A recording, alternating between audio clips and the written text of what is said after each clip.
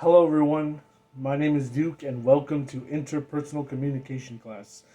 Today, I'll be showing you how emotions affect communication.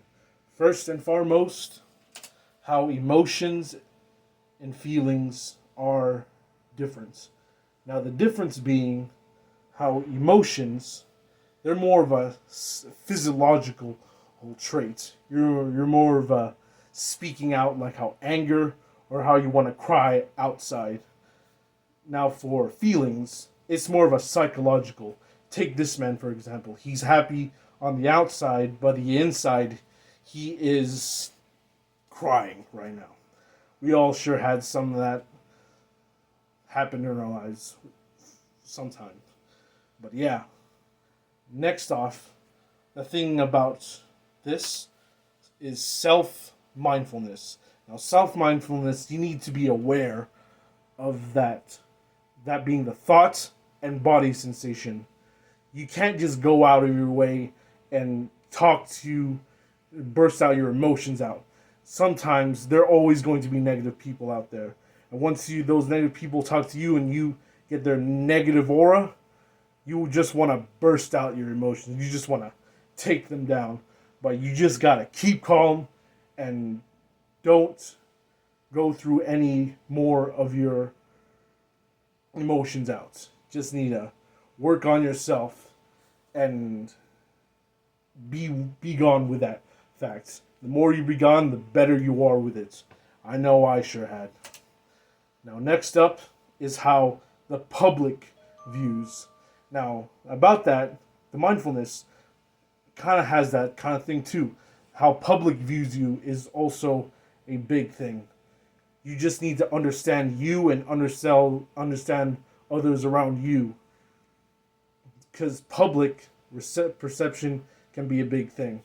Because you don't want to be the embarrassment in the hands. I know I had my fair share of embarrassments, and back then, right now, I laugh at that. But sometimes I also grow embarrassed of that fact.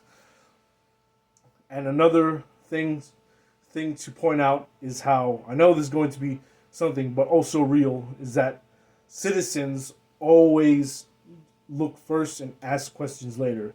And the thing about asking look first and ask questions later is that a unfinished picture can be miscommunication, metaphorically speaking. So how many times have you had people like that? They always miscommunicate what you're doing. Like you're going somewhere and you have misdirections, and you're going out of your way and having others going to the misdirection. Sometimes it always happens like that. You can't just have that happen. You need to focus on that thing and have better communication with them. More better communication is more understandable. That being how you do it is with the emotions in your face. Or how you also do it is how the tone of your voice. But also that is another different story. But more focused on the emotions, you need to be clear with your emotions. Like just a little bit of anger, a stoic like thing. You just need to talk to them about something that you're not cool with and you need to get it taken down. And that would be the greatest thing for you right now. A lot of people can. So, yeah. Another thing to point out is how emotional states. Another thing about emotional states. It's more of like how you are feeling every day now, how you're like happy and then daily, but sometimes people are depressed or just angry. So things like that are called hormones and neurotransmitters. Neurotransmitters can be also different things like dopamine, serotonin, something like that. Yeah, those things can happen too. Now, both of those things go to the emotion and equals to the feeling, which comes to your brain and goes like that repeatedly. Sometimes your brain just makes the decisions and you make the emotion out. And sometimes you can't just fix that. It just happens. A lot of stuff happens like that.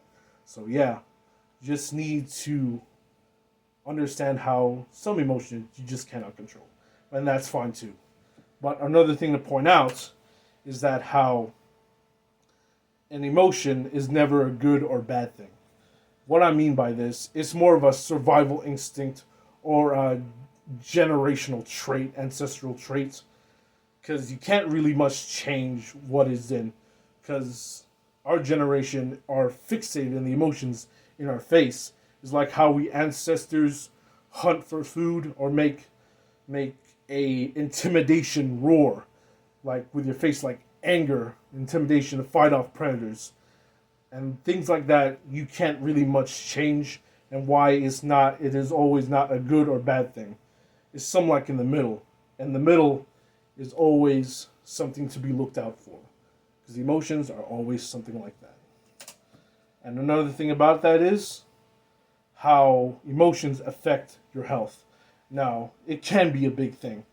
It always has to do with the stress, you're overworked, you're angry, or in some cases, you have a emotional issue. Another case of being the fact is how relationship wise, healthy relationships are you are tend to be in usual high spirits, because why would you want to go somewhere where you already have your loving partner with you at all times? So you usually tend to stay there. Healthy relationships are cool. Yeah, I never had one, but you understand. You always have to get things done. And sometimes you just need to manage your emotions. Ways that you can manage your emotions are a few things. Get your good self talking. You don't always need good talking in your life. Talk to your friends outside, online, inside the house, whatever.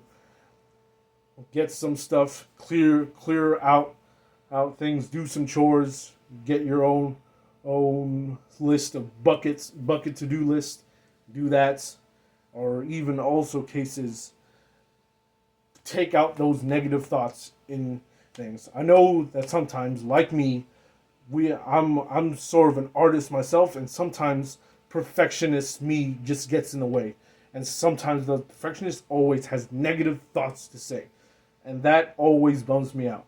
But sometimes I always find room to myself to take out those things and grab myself a little break, like watching TV or do my own chores around the house, like washing dishes.